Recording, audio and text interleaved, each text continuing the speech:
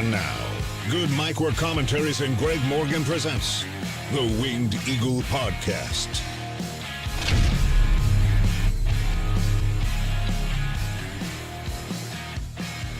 Happy Saturday, y'all. What is going on? Man, it feels good to be back. Welcome to your Winged Eagle Podcast for 11/11. It is November 11th, 2023. And we got a big one to talk about today. I got lots of notes, man. We've got wrestling results to get into. We have a lot of wrestling news to get into, especially pertaining to Vince McMahon and his current status in WWE, as he did unload a bunch of stock this week. We have NXT heading to a new network. We have a lot of speculation as to what Raw could be doing in its future. We have Dynamite and AEW stuff to talk about. Who is under the devil mask in AEW? Might have gotten a few more clues this week. SmackDown last night had a couple of heel turns.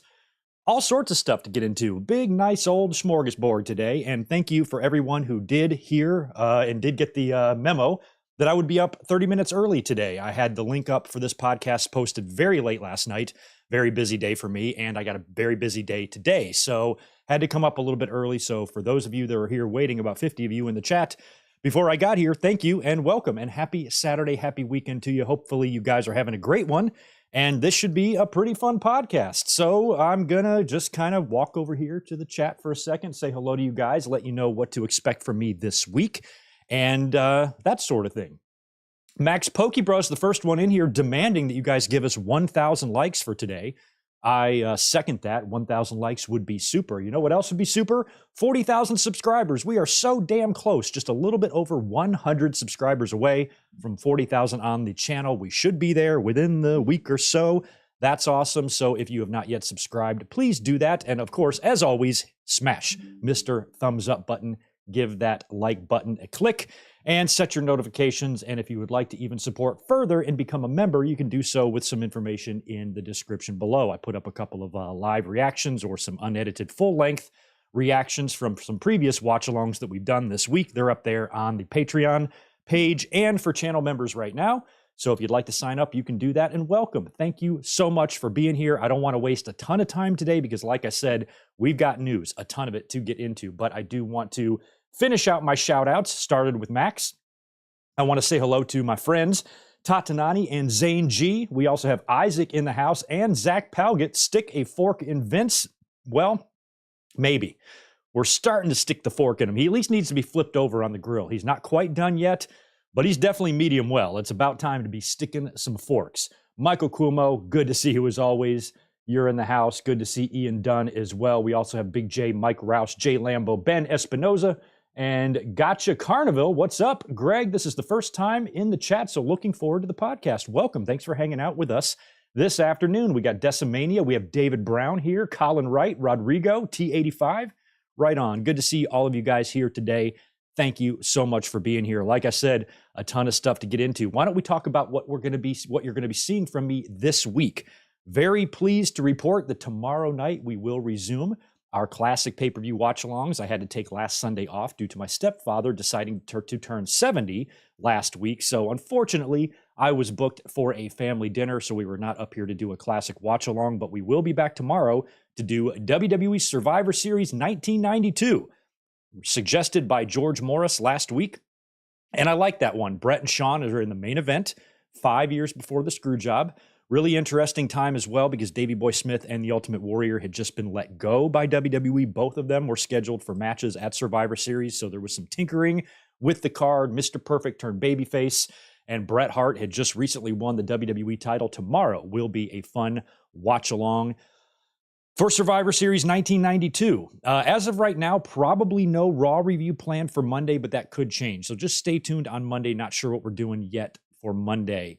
But I am going to finally, next week for the channel members, we are going to resume a minimum, and I mean minimum, of one Saturday night's main event watch along for the members next week. I'm looking at Thursday or Friday or maybe even Tuesday. I got to set all of this up tonight when I get home and figure out what exactly the schedule is going to be. But we will be doing a minimum of one, and if I can bust out two, we will do that so we can get back on track with those. And also, we're going to be doing Full Gear predictions next week. That will probably come to you on Thursday. And speaking of Full Gear, not the greatest news I want to deliver. But as soon as AEW announced Full Gear for the Forum in LA, I'm like, well, I'm going to go. It's right up the road for me. I've been to the Forum for Dynamite before, was at WrestleMania this year. Definitely going to be attending Full Gear. Well, right around the same time I made that decision, things started getting gnarly at work, and I got a really, really busy winter and fall. So I was like, you know what? Before I commit to tickets, let me just make sure all is going to be good in November so I don't have to plan ahead to not be there on a weekend or something like that. Well, I'm glad I waited because as it turns out, not only will I not be attending Full Gear on Saturday, I won't even be watching the pay-per-view. Unfortunately, I am booked for a big off-site event. It's something that I absolutely have to be there for. There's really no way around it. And unfortunately, my other career has to take, this job has to take a backseat to my regular career this coming weekend for Full Gear. It sucks, but it's the way it goes. It's a big payday in commission for me, so I'm not that upset about it because I'm going to be making some money. But going to be missing Full Gear completely. So my plan is to review Full Gear probably a week from tomorrow. We're probably going to do a doubleheader next Sunday. I'll be up here in the early afternoon to review Full Gear, and then later on that night, we will come back for a watch along. So it'll kind of be like double duty next week. So you will still get a Full Gear review out of me, just might come the following morning. So that's going to be how that's going to work. Like I said, we'll be up here for predictions for a little mini pod on Thursday, a Greg Balls of Fire, where we will get into some wrestling news. We'll talk about the previous night's Dynamite. Dynamite this week looks pretty decent. That will be your go home to Full Gear. And we'll be up here on Thursday to predict it and talk about anything else that's going on in the wrestling world. And then I'm going to have to save my review for Sunday prior to our watch along next week. So just keep all that in mind, but it's best that you stay subscribed because starting tonight and tomorrow, you will see links for this stuff popping up on my channel just so you guys have a schedule. So that's kind of what's going on. Really bummed about Full Gear, but at the same time, it's not like it's WrestleMania. It's not like it's the Royal Rumble. It's Full Gear. My biggest regret is that I was really looking forward to watching Edge compete at two pay-per-views in the same year for two different companies. As I was at WrestleMania 39 this year and watched him beat Finn Balor in the Hell in a Cell match. Would have been cool to see him right across the parking lot at the Kia Forum winning another match for a completely different company. So kind of bummed that I'm not going to be able to experience something as rare as that, but that's the way life goes. Nothing you can do about it. So that's what you can expect from me tomorrow, Monday, next week. Just stay tuned to the channel. You will see links to all this stuff and the schedules start coming up here in the next day or two. So thank you for sitting through all of those pleasantries. I want to cruise here to the chat, knock out. I know a super popped in. A couple of them did. I want to say hi to Yachiro as well. Good to see you. Welcome back as always. Luke McAllister, appreciate that super from you, my friend. Hey, Greg, call me crazy, but I think Jack Perry should be revealed as the devil at Full Gear, given the glass spot on Dynamite, and also that AEW are back in Chicago on November 22nd. What say you? We're going to be talking about that. That's later on in my notes. I don't think you're that crazy for thinking Jack Perry will be the devil. I think a lot of people have him on their radar. But as we saw on Dynamite, there are also henchmen. There are also masked assailants. Jack Perry could just be one of them. If I had to guess, I'm not even sure, with the higher power in WWE and the who ran over Austin thing and who was in the limo in WCW and a lot of these whodunits throughout history, one thing that many of them all have in common is that they don't know. They don't know who's going to be the reveal when they start the story. Now, I'm not sure if that's what's going on here with AEW, but as we saw in the past couple of weeks, it seems like they're changing their motivation. I mean, the first week, the masked assailants attacked Jay White. Well, last night, they attacked MJF's friends. So I almost feel like AEW is changing the story as they go, and they might not really even know yet who the payoff is going to be. And that's what got them in trouble in WWE with the Austin, being run over by the car angle, is because they didn't know. They didn't know until Austin came back what they were going to do. And then when they realized they made it Rikishi, how stupid that was, and then tried to pivot again and make it all Triple H when they probably should have just made it Triple H right from the start. Same thing with the higher power. They did all of that teasing. As a fan back in 1999, I was so excited to see who the higher power was going to be, and then it was a huge letdown. So let's hope that this particular situation in AEW doesn't follow the similar path that some of these others did, to where when we finally do get the devil reveal, it's a letdown. That's what AEW has to make sure they avoid. But I think they are set up to have a pretty awesome reveal whenever they choose to do that. And it could be later on in November on Dynamite in Chicago, or right here in Los Angeles next week. We'll see. Don't really know yet, but we're going to be talking about that soon. And how Wheezy, good to see you. What's up? Always happy to see you in the chat. Let's talk about some wrestling news first. There was some big news this week regarding Vince McMahon, WWE, and TKO. There was a couple of tidbits that came out this week. The big one was about Vince McMahon and him selling a giant chunk of his TKO stock. Now, according to a securities filing this past Thursday, it revealed that Vince McMahon plans to sell 8.4 million shares in TKO stock with a value of just over $700 million. It's nearly 25% of his current holdings that he has in the company. So selling off about a quarter of his ownership in TKO. What does this mean? Not really sure. The filing goes on to say that TKO intends to buy back $100 million worth of shares in the sale, with Endeavor and TKO CEO Ari Emanuel and President COO Mark Shapiro expected to purchase $1 million each. Other directors have committed to buy another $850,000 in shares. So it sounds like a lot of these shares that Vince is unloading are being picked up by other executives in the company, or at least being agreed to be picked up, because you would think when Vince sells off these shares, the stock price probably will drop. Now, in terms of what Vince McMahon got for his shares, seems like a little low. You know, if he were to sell, times 4, you're looking at under $3 billion, when I think he had a price tag of about 10 to sell WWE for originally. Now, how much money does one person need? $700 million is plenty of fucking money, but I still think this maximizing shareholder value BS that Vince was peddling for so many months is clearly bullshit, which we all knew. He was full of shit anyway with that. But in terms of kind of what it means, as we've speculated and as we've heard, and again, as you guys know, Greg is no financial expert. You want to talk about food and wine and restaurants or wrestling? I got you covered. Any sort of fiduciary news or,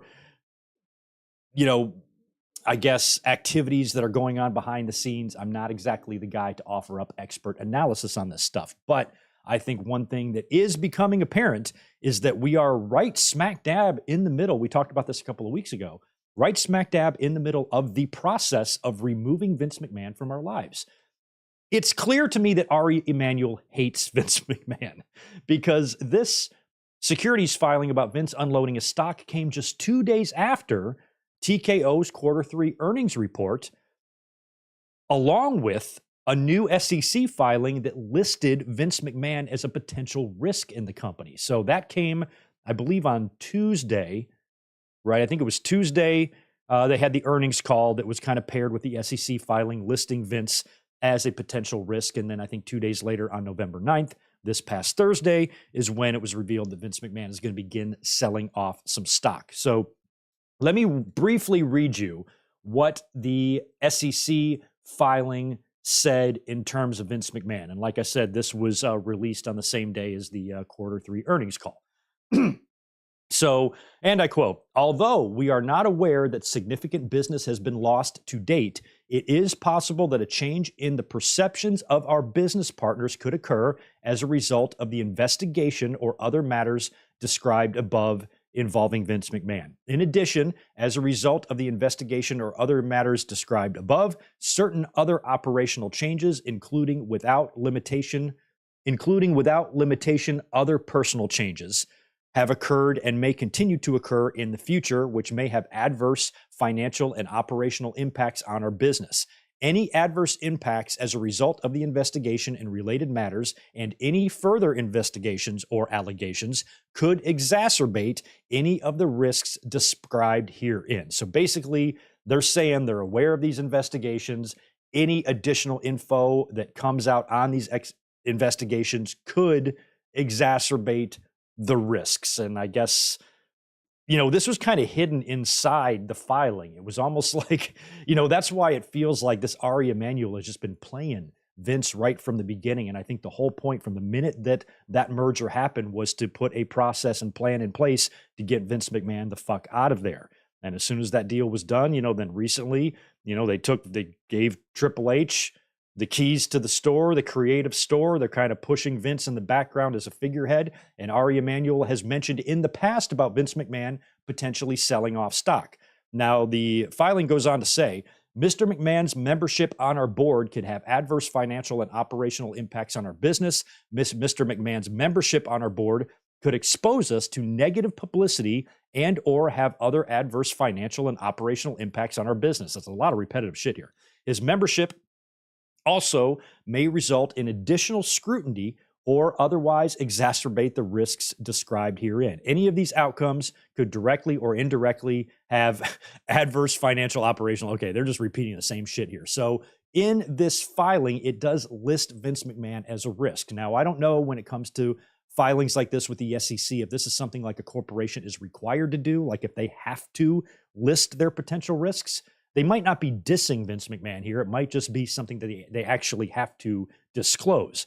Don't really know, but it feels pretty clear right from the beginning that Ari Emanuel is going to get Vince McMahon out of there, and he does not like him. And that makes me so fucking happy. So when you look at the SEC filing, I think on Tuesday, that was coupled with the earnings report and a lot of discussion and language in there regarding Vince McMahon and how his involvement and seat on the board and position in the company could adversely affect their financials, especially when there's a lot of still ongoing investigations, potentially more allegations, and a lot of just nasty, and an ugly underbelly to Vince McMahon and his and his reputation that is clearly understood by TKO. And then just 2 days later, Vince McMahon unloads 25% of his stock.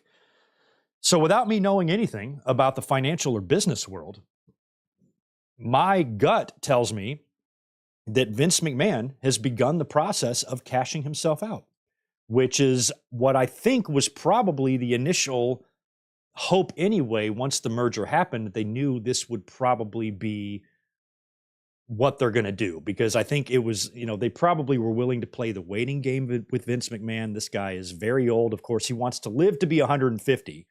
But I mean, hell, even now when you see him, the way he walks around, the way he talks and he mumbles, Vince is just not all there. And he is completely fucking useless to TKO, WWE, and any sort of business or creative level, but he's still Vince McMahon. He's still kind of the founding father of this. And I think having him there just as a figurehead put in the background as a statue is really the most Vince McMahon should really be in our lives. But now that he's starting to unload the stock, maybe this is the beginning of him actually leaving for good. How long does this process take? Does he have to do this 3 more times? Is he going to sell off another 25%, then another 25, then another 25 until he's completely cashed out? I don't know. But it seems pretty clear that when you look at the stories regarding Vince McMahon over the past couple of months, he is being muscled out. And that's great. It's so refreshing to know confidently now for the first time since all of this nonsense started a couple of years ago, to know for a fact that Vince McMahon isn't going to have a say in creative anymore. He can no longer call from home or show up on Raw and change everything. He just can't do that. And that's so fucking refreshing to know that there's creative freedom in WWE to not have to worry about that potential risk of Vince McMahon coming in and fucking stuff up. And now from a business side, it seems like he's being pushed out of that as well. And he might understand this, which is why he's selling off stock, and he's going to want to go out with his head up and make it look like it was his choice. But really, at the end of the day, I think he was played right from the beginning here. And the whole point of this merger, from Vince's perspective, was to find the deal that would allow him to stay on. But, at the same time, anytime you merge with any sort of big company like that, or there's a, and you're no longer just in charge of everything, when you have this horrible reputation, you can sometimes be pushed out. We've seen it time and time again with other big companies, CEOs getting in trouble and they're pushed out. And Vince McMahon, it seemed like he was always able to survive this, to where even last year, there was the narrative all over wrestling, social media from fans who just quite frankly don't understand or don't know any better. And it's all the same thing. Vince can do whatever he wants. Everybody knows Vince is just going to do whatever he wants. And I'm like, it's not that simple. It's not that. Vince cannot just do whatever he wants, even though if it might look like it to you on the surface, that's not the way it is. And this is not something that he's going to be able to survive. Once we got that first allegation, one of the first things I said, I'm like, this might take a while.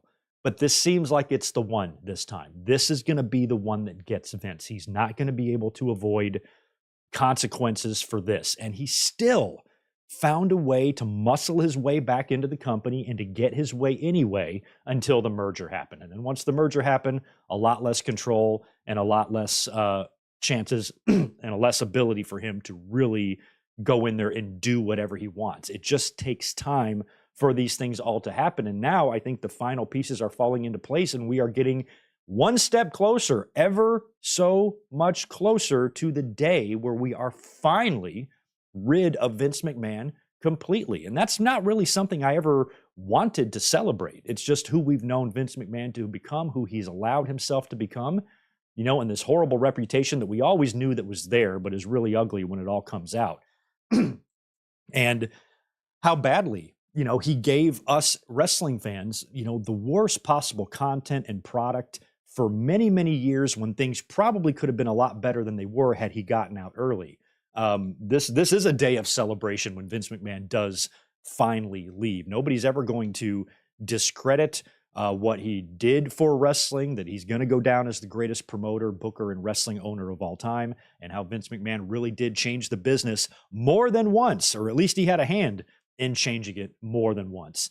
And nobody is going to be able to take that away from Vince McMahon. So it's like, it's not about, even though I'm disgusted with Vince and I am very, very excited for him to leave, that does not mean that his accomplishments, are meaningless. They're not. It's just, it's time. It's time to move past from Vince McMahon. And I think now as fans, we can finally see what a world without Vince McMahon is going to look like. It's already here.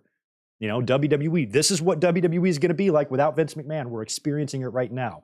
All that's left of Vince McMahon, is the last remaining behind the scenes business financial side that Vince McMahon is going to be involved with. And it sounds like he's even being pushed out of that as well. So timetable, no idea. It could take another year before Vince McMahon is finally just kind of out of there.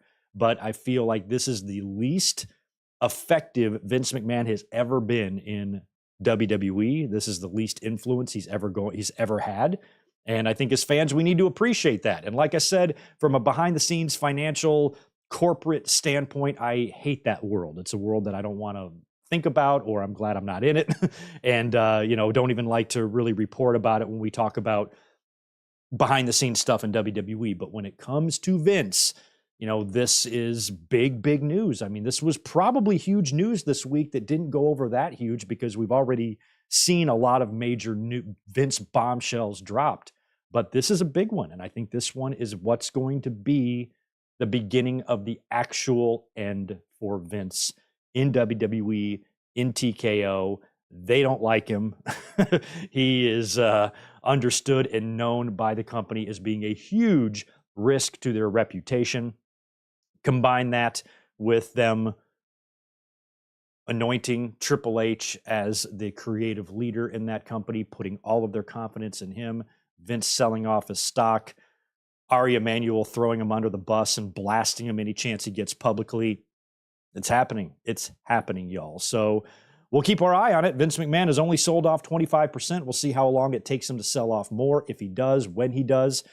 Because you don't want to put that many shares at once into the market. Your stock's really going to drop. So maybe this is going to be something that's every 4 months, quarterly.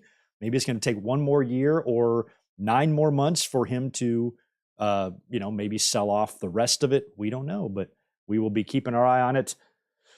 We're almost there, guys. It's almost past the time for us to think about Vince in pro wrestling. That's great.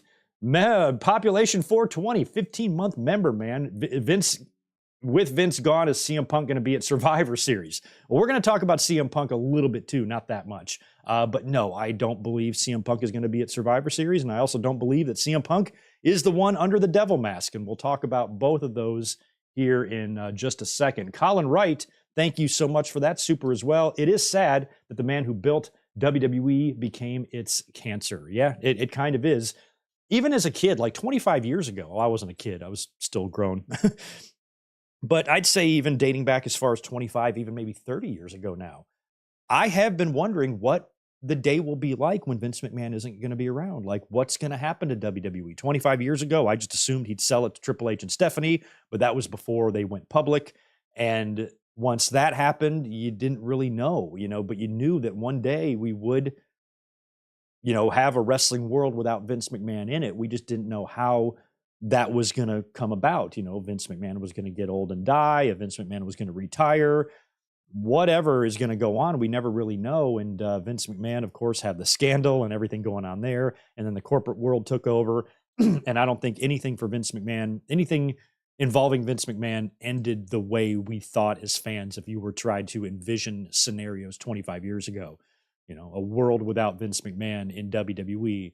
I certainly wouldn't have put this together. So I think I might have at least been willing to admit that Vince could step on his own foot, shoot himself in the foot, or be the cause of his own demise. I certainly believe that was a possibility, but I don't think anybody could have predicted how crazy and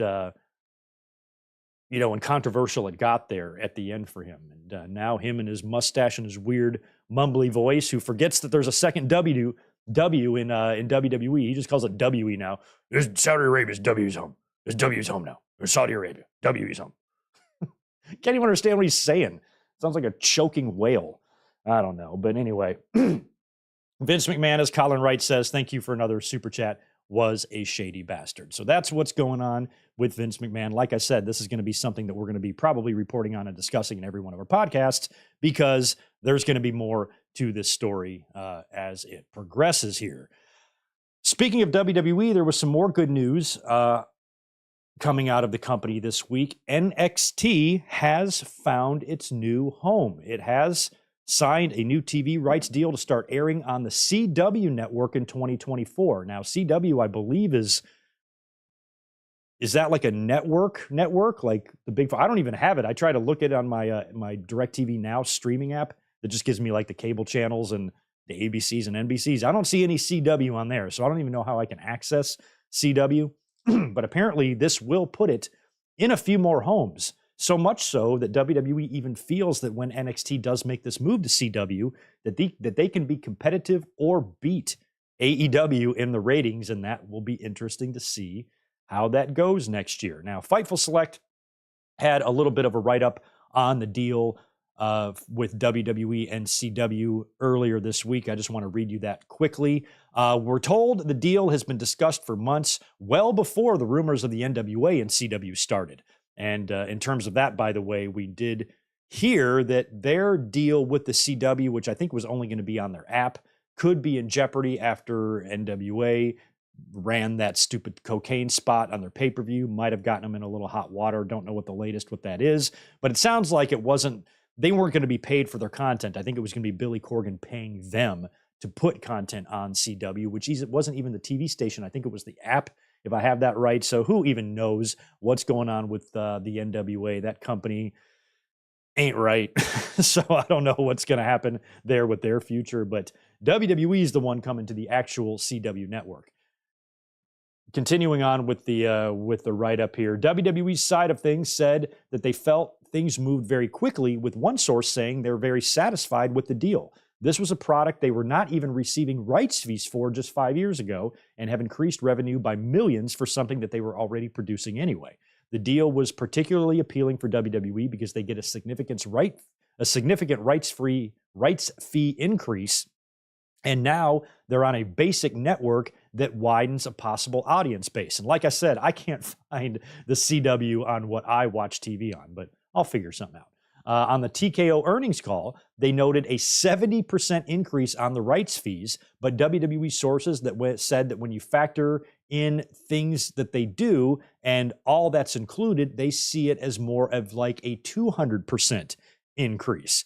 As of now, Fightful does not have the exact numbers. The claim from Deadline was that it was double the $15 million price tag. So $30 million a year, I guess, to run NXT, 70% increase on the rights fees. But when you factor in everything else, sounds like WWE's considering this a 200% increase. But I ain't got a calculator in front of me to do any of these numbers, y'all. So I don't know.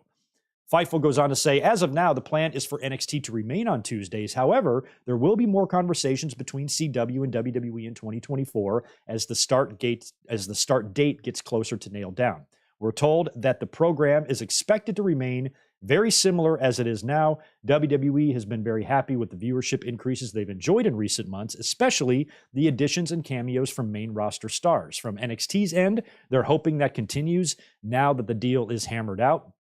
From a ratings, talent evaluation, and performance standpoint, we're told those involved in NXT are very happy with how that's been working out. Talent we've spoke to from the NWA were surprised by this news, with one saying that they were a bit blindsided by it. There was word that NWA was working on a deal with CW, but sources within WWE do not expect that to happen at this point. Beyond that, one of the shows NWA was said to be pushing was a reality series of some sort, and I believe that had something to do with Billy Corgan. I think they filmed his wedding or something like that, and that was all going to be part of this pitch that NWA was going to, submit to CW, but I don't know if we really know the details on that.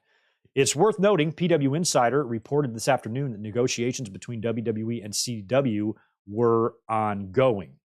USA Network, where NXT had resided, is expected to make a play for the NBA media rights. Regardless of where those land, it will likely affect wrestling as it will affect available budget within USA Network and Warner Brothers Discovery. WWE is speaking with multiple suitors for WWE Raw. Okay, so we've got NXT going to CW. That is now set. Now WWE has homes for everything except for Monday Night Raw. The NBA playing into this is interesting because Warner Brothers Discovery currently has the deal with the NBA. They've been running on TNT for years. So I think it's really interesting how WWE and AEW are both kind of in a weird spot. We haven't heard anything about Monday Night Raw, and we haven't heard anything about the future of Dynamite as well. Now, we know Tony Khan is going to get a new deal for AEW for sure. They're probably going to stick around on Warner Brothers Discovery and TNT and TBS and all that, but both sides could be waiting to see what the NBA does. Now, if the NBA switches to the USA Network, that would put the NBA back on NBC, which I think would be really cool. It reminds me of my childhood. But then you would think that would free up a ton of budget for AEW to stick around on TNT and TBS. Now, if Warner Brothers Discovery retains the NBA, then maybe USA Network keeps Raw as well. But if NBC Universal gets the NBA, then Raw's definitely going to be off. USA for sure. And maybe we could even see Warner Brothers Discovery make a play for Raw. I don't know how this is going to fucking work. Let's say that Warner Brothers Discovery loses the NBA. Well, maybe they could make that up by getting some WWE content on Monday nights. That would be crazy. WWE and AEW both on TNT. Is that even allowed? So I think it's interesting that I think both companies and the NBA are kind of waiting to see what each other is going to do. I'm really hoping that when the new media rights deal gets reached for AEW, that it does include some sort of a streaming deal. That would be fantastic. It's what AEW desperately needs. And then on WWE's side of things, you think about the future of Monday Night Raw. We've already heard that it's very possible they could leave leave Mondays altogether and not even be on Mondays anymore. So they wouldn't have to worry about Monday Night Football and whatnot. Also, another thing you have to consider about Monday Night Raw is that they could go to a streaming service. It's possible. They could go to an Amazon. Amazon has gotten into the NFL, right? Maybe it could go to Amazon or an ESPN Plus or I don't know, what else is out there that does that shit? Apple TV, maybe? I don't know. It could possibly go to a streaming app of some kind. Since WWE has cable television homes for SmackDown and for NXT, Monday Night Raw could just go to a streaming service of some kind. That's definitely in play. It sounds like it's not a matter of where they can get the highest ratings. It's where they can get the most money. is what it's about. So even if they went to a streaming service, maybe it's less eyeballs, but it's more money, and that seems like what is the most important. And even with WWE leaving Fox, apparently those great numbers that WWE's been doing on Fox ever since SmackDown has been there have been lower than what Fox was expecting and what even WWE internally was expecting, which I think also ties into WWE leaving. I think Fox wanted to just end that relationship. They didn't want to renew SmackDown for what they were hoping to get for it. So Fox is moving on from WWE because they were undershooting a lot of the numbers that they thought they were going to get. So that's kind of interesting as well. But I would not be surprised at all to see Raw move to a streaming service. That's fine with me. I don't care. I can probably access wherever it is. It's just we would like to know, and we would like to know what the wrestling landscape is going to look like. And in another year's time, a whole bunch of these shows could be on different nights. We could have NXT, Raw, SmackDown, and possibly even a Dynamite on different nights, depending on what these TV deals reveal once they're finally made. So it's going to be interesting. I'm very excited, or I guess not excited, but I'm very anxious to see where everything is going to land. I'd like to just have an idea of it because I'm a YouTuber, I'm a podcaster. I like to schedule my reviews and my shows in between a lot of these shows, and then also trying to balance that with my main job at work. And then when wrestling starts changing nights, then I got to reconfigure stuff. So the sooner I know about this, the better. We'll keep our eye on whatever goes on with Vince McMahon and where AEW and WWE and the NBA are all going to be found coming in 2024. What channel are we going to go to watch those guys? That's what I want to know. But NXT moving to CW, interesting. What's the history behind CW? They weren't UPN, were they? Was CW WGN? And then they turned to then CW. I don't even know what the fuck the CW is, to be honest with you. I don't know any shows. I've never seen it. I just remember years ago, WWE had some content on CW. Wasn't it SmackDown?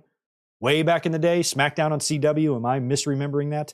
I've never really watched the CW. I don't know. I'm CW illiterate. Educate, good mic work in the chat, please, because I don't know what I'm talking about when it comes to the CW. But anyway, lots of news there and lots of news still to come. So even though everything we discussed there with Vince McMahon, WWE, Raw, USA Network, NXT, CW, AEW, NBA, even though all of that's very juicy, none of those stories are finished being told yet. So there's a lot still to come with this. So stay tuned over here to that Good Mic Work commentaries page, the one right here. I'll talk to you guys about it when we get more information. So that's kind of what's going on in the world of wrestling news. That's all I really wanted to talk about today was Vince McMahon and WWE's TV deal with the CW and NXT. We got a lot to talk about in terms of AEW and Full Gear and Dynamite. I want to give a quick rundown of Dynamite because a couple of interesting things happened on Dynamite, like Samoa Joe forfeiting his Ring of Honor title. We're going to talk about that in just 1 second. Please do me a favor if you're just showing up here and hit that thumbs up button for me. Appreciate it if you could do that for me. UPN was, CW did used to be UPN. Look at me being all smart. Well, when I didn't even know that CW was considered a network television station. So I'm like, well, back in the day, UPN was. Maybe that's what the CW is now. And I was right.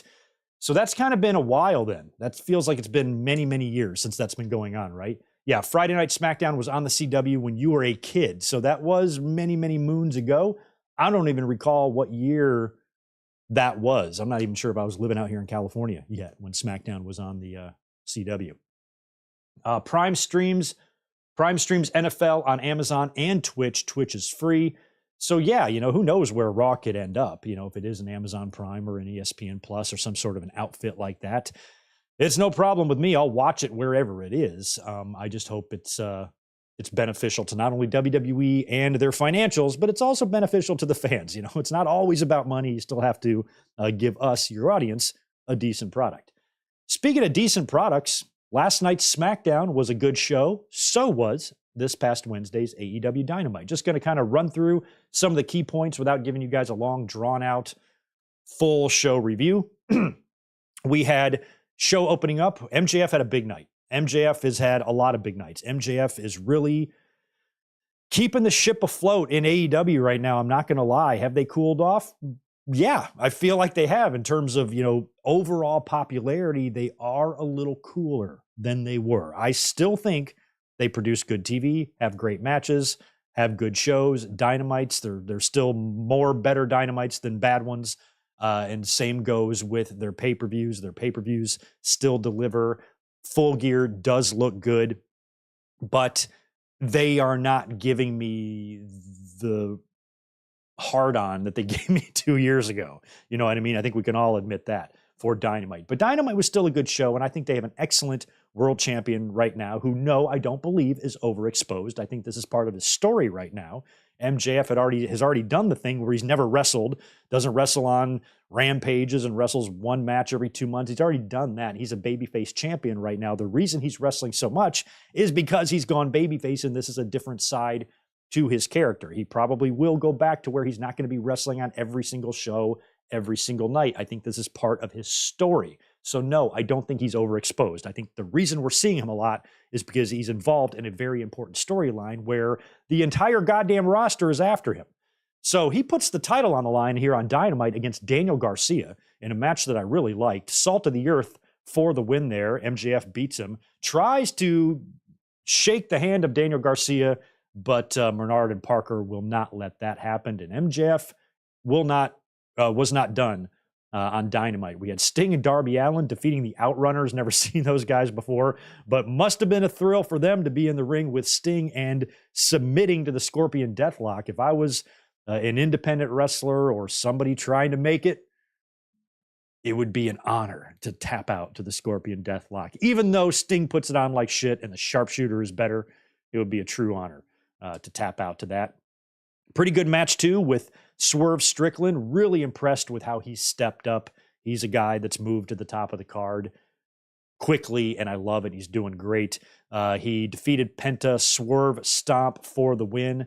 Hangman Page comes out after the match. He was banned from ringside during the match, but as soon as the match was over, he comes out there charging with a chair. He chases Swerve and nails him with a chair, hits security guards with the chair, and then he picks up Swerve Strickland and hits him with a dead eye off the ramp through the table, which is good. That's what I said Hangman Page needs to do. As soon as they did that home invasion angle on Dynamite, I said, the next time we see Adam Page on TV, he better be in a murderous rage, because anything less than that would be unrealistic.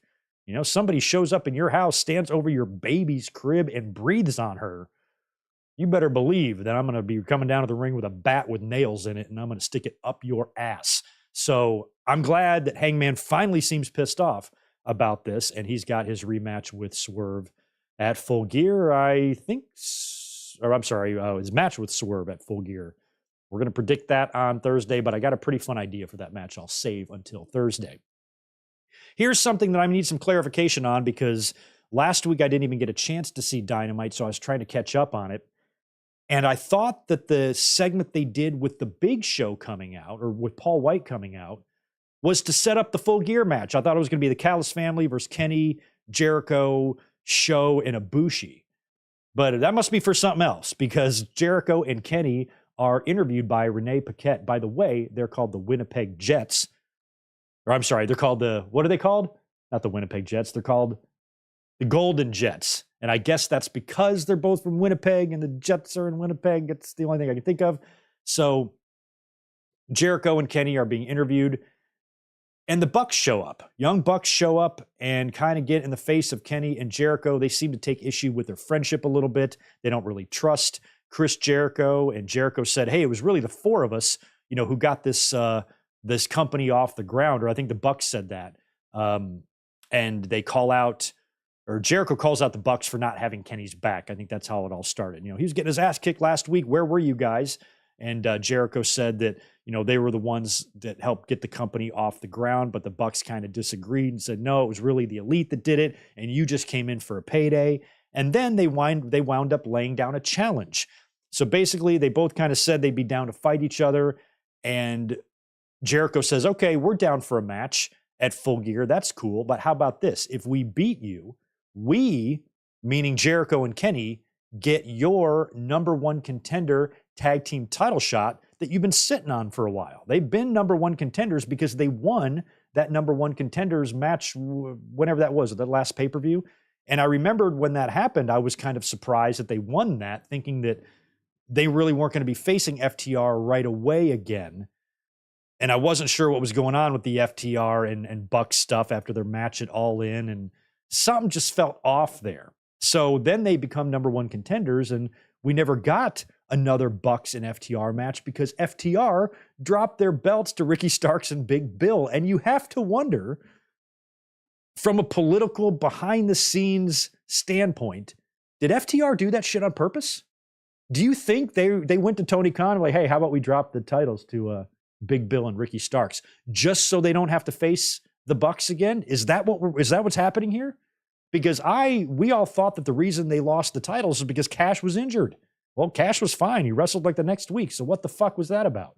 So they just lost the titles in a surprise to Big Bill and Ricky Starks, who I both like. I'm not against them being champions, but it was just strange to me how that all went down. And now the Bucks have had this number one contenders shot sitting in their pocket for a while, and now it's going to be on the line against Jericho and Kenny at Full Gear, which makes me wonder if maybe FTR played some Jedi political mind tricks behind the scenes and decided to drop their titles early so they wouldn't have to drop them to the Bucks after beating the Bucks, I think, at All In, correct? Am I even close to maybe speculating that, juicy speculation? Do you think I'm on point on that or what? Because that whole thing seems really weird. So now it's going to be Kenny and Jericho getting the shot. And to be honest, I hope they win. I hope they beat the Bucks. I think there's a lot of money to be made in another Bucks and FTR match, especially for a championship. But right now, the Bucks coming in and winning the titles again, they can, that's fine, but maybe not right now. Maybe hold that off until you have a better idea for them. I'd give Jericho and Kenny the belts. I think that might be fun for them based on their history. But both of those teams, I don't think the fans are going to be too super enamored with either one of those teams being tag team champions right now. The Bucks have already held the title 65 times, or some tag team championships 65 times, not the AEW ones. And Jericho and Kenny, while it might be nice for them, it's a very WWE thing to do sometimes, slap two veterans together, have them win the tags or whatever. I don't know if it's something I really need to see between those two, but maybe it's something Tony wants. I don't know, but I have a feeling they might actually wind up beating the Bucks at the pay-per-view. And then if they don't, so let's say, for example, they don't. The Bucks just win the match and retain their number one contender spot. You know what that feels like to me? That feels like this whole match was made just to get all these guys a spot on the pay-per-view. Apparently, I don't think this means anything. I wouldn't read into this. But apparently, the Young Bucks are no longer listed as EVPs on AEW's website. Does that mean they're not EVPs anymore? Probably not, but it might. So I don't know. So maybe they're regretting not going to WWE. I don't know. I don't know what's going on here. But I feel like if Kenny and Jericho don't win, then this match was literally made just to give Jericho and the Elite a match on the card. No other reason. Because otherwise, why do it? And why not just do it on Dynamite? I don't know, y'all. Does anybody have an answer on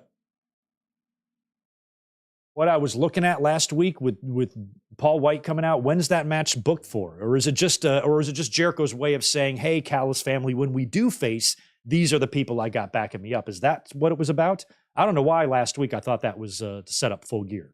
But it's going to be Jericho and Kenny against the Bucks instead. Before we get into the big Samoa Joe and Keith Lee news, let me knock out a couple of more super chats here. Thanks to everyone for being here today. Would still love some more thumbs up smashes if you don't mind. Greg would be appreciative. Join us tomorrow night, too. We're going to watch Survivor Series 1992. The link is up right now. Hang out with us. We'll have some Sunday Night Football on. Toast some cold ones. Watch Brett and Sean 5 years before the screw job. It's going to be fun. Off Leather Wings, thanks for the 5, man. Hey, Greg, hope all is well with you. Hope all is well with you.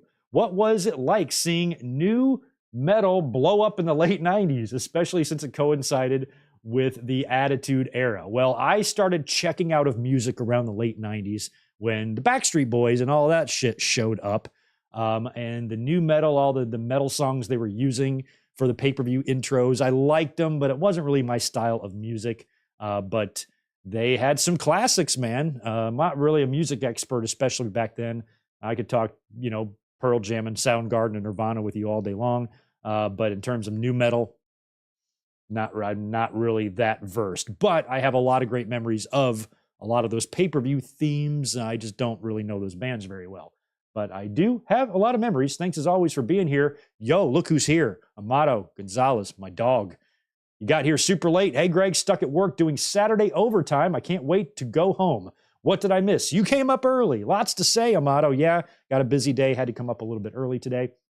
You haven't missed that much except for the Vince McMahon news and everything else we've talked about. And good luck with that Saturday overtime. I got a long night ahead of me at work myself tonight, but it's going to be a good one. I think I'm the only person in the world who works. I work 7 days a week. Do you guys know that? There's never a day where I'm not working at one of my two jobs, unless I'm out of town. I work 7 days a week and still live a very stress-free life. It's because you guys are awesome. But if I'm not working on the channel, I'm at work. And if I'm not at work, I'm working on the channel. And that's literally every day. There's not a day goes by where I don't do both.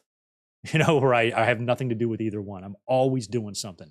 And I got a big one tonight. And sometimes I work both jobs in the same day. Amato, I feel your pain, even though I'm not in much pain.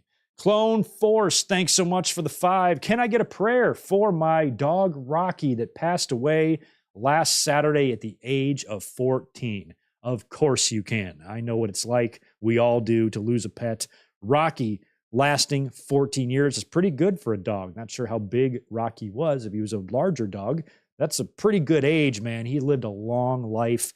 Take comfort in knowing that. I lost my guy. I got Bub when he was a year and a half, and I only had him for about 11 years total. So he died at like 12 and a half, 13. And I only got to spend 11 years with him, and he was my best friend. So I understand completely. Clone Force, prayers up for Rocky crossing over the Rainbow Bridge. Bub is up there, and he's kind of like a dog anyway. So if Bub spots Rocky, I'm sure they'll play together. They'll have a blast. Love you, Clone Force. Yo, Ronnie, what's up, man? I'm glad you're here. How is Texas going, bro?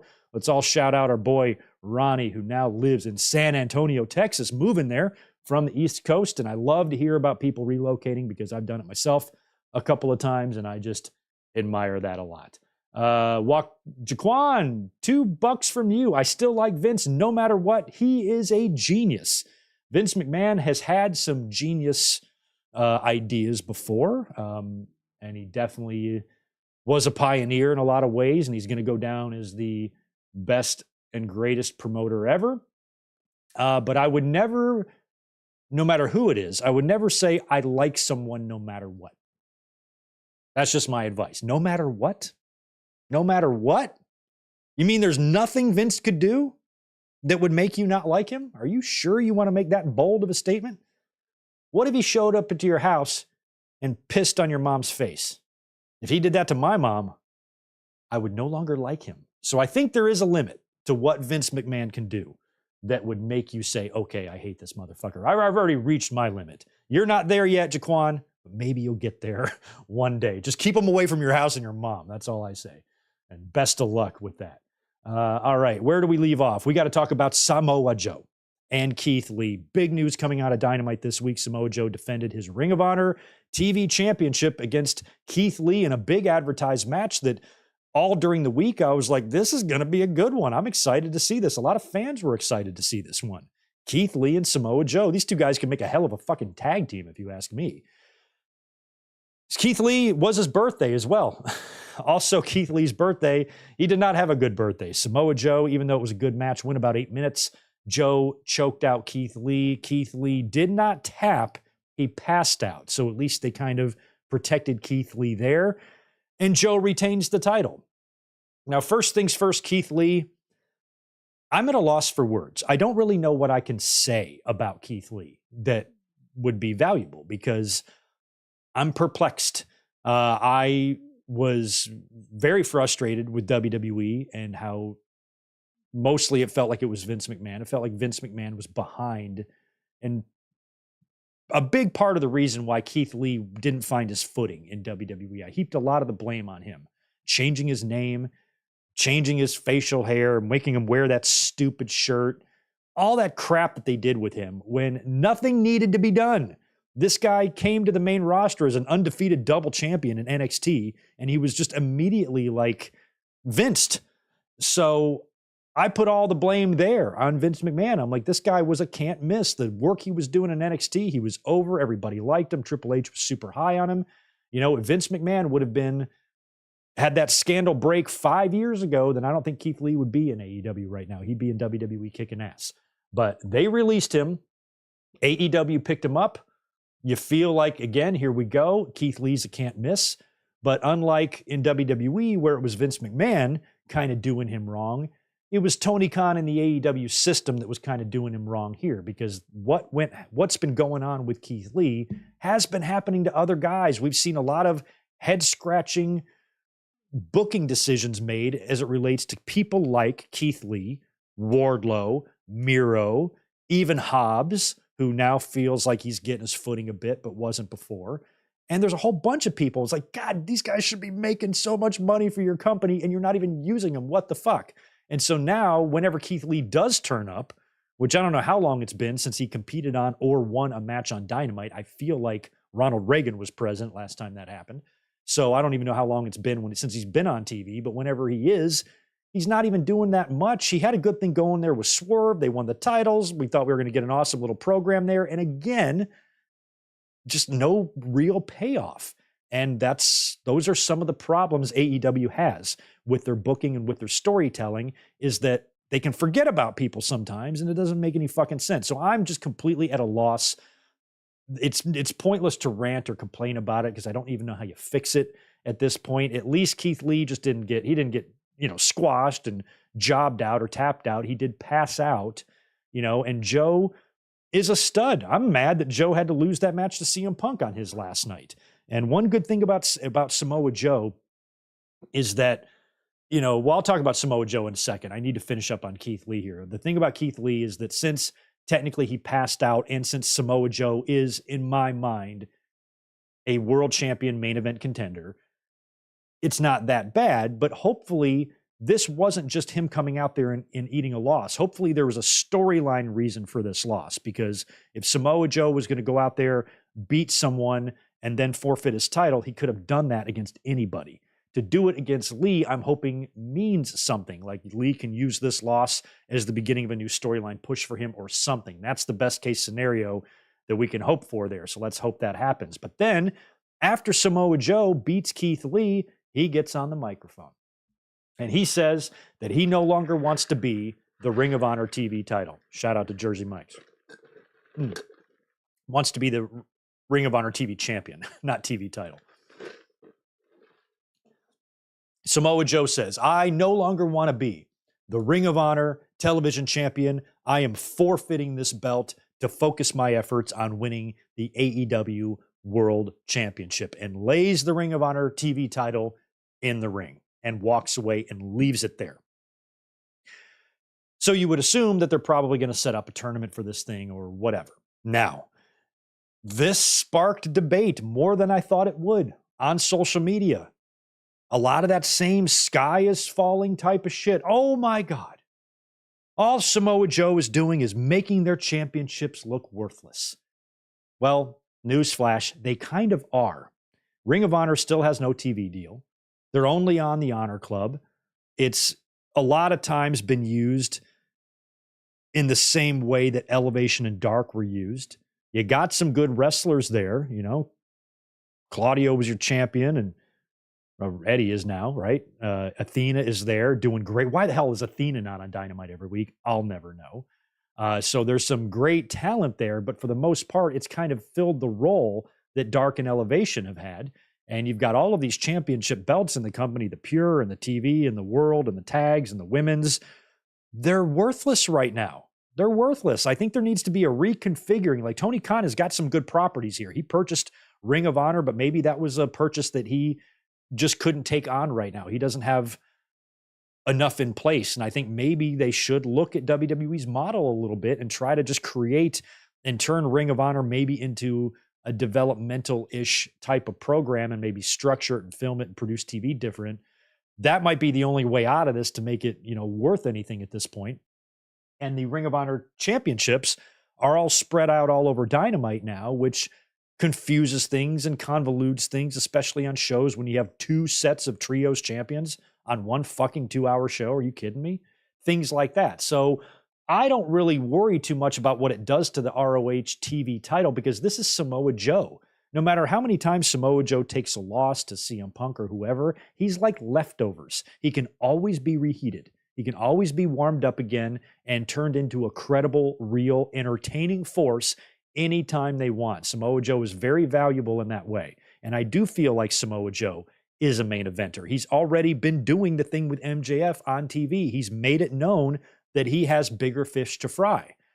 Maybe I would care a little bit more if this was the Ring of Honor World Championship, but this is the television championship, and this is Samoa Joe. This is a main event star holding a very, very low card belt here in Ring of Honor. You know, it's not like it's the TNT title in AEW. This is the Ring of Honor TV championship.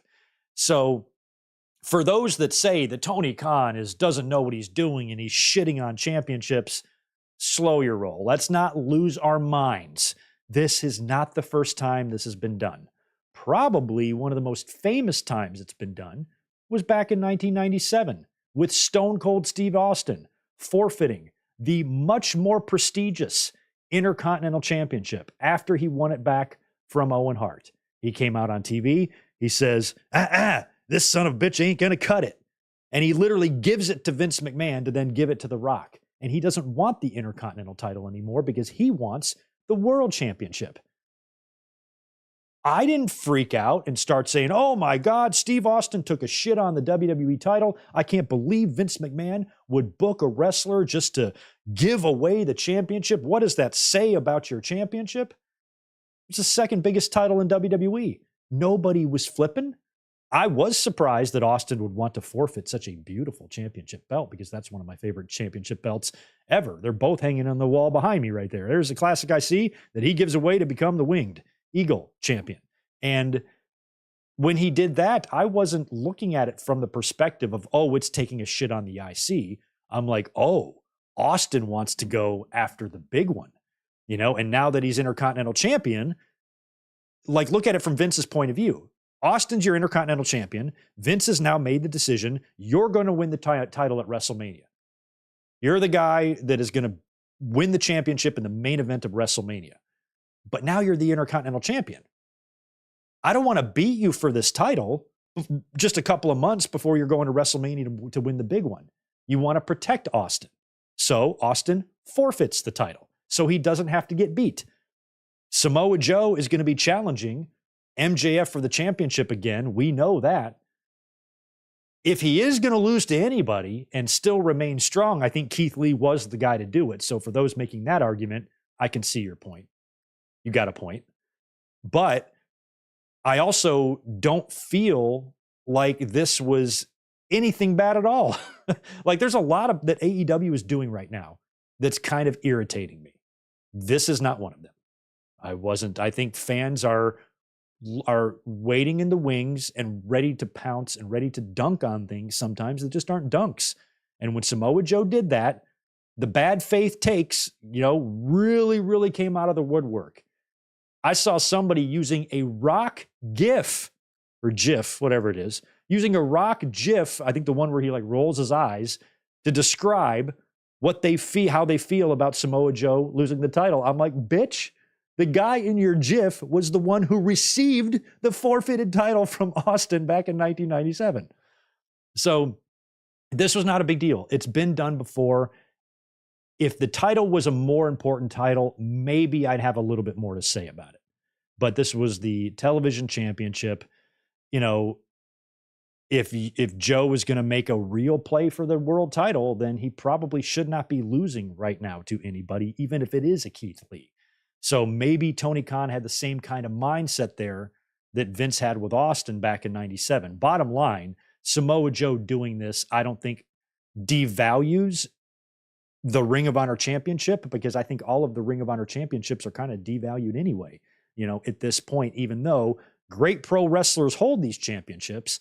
Ring of Honor doesn't really have a great platform right now. And with all of their titles intermixing with the AEW ones, it's making things a little bit much for the audience to where it's turning some people off, admittedly. So I think there needs to be more of a separation there. I don't mind the occasional Ring of Honor title on AEW TV, just like I don't mind the occasional NXT title or NXT champion popping up on a Raw or SmackDown. But when you have two trios champions on the same show, that's when it's like, what is going on back there? So anyway, Samoa Joe forfeiting the Ring of Honor title. I liked it. I liked it because I want to see where this is going. I'm enjoying this because I see how Max has got everybody coming at him here. And even Samoa Joe, he'd come up behind MJF later on in the night when MJF was like watching the monitor, and just kind of smiling. MJF just walks away. I'm wondering if these guys have to actually be tag team partners first, before they get to that rematch. So many people coming at MJF. Samoa Joe might be like, you're not cutting in front of me.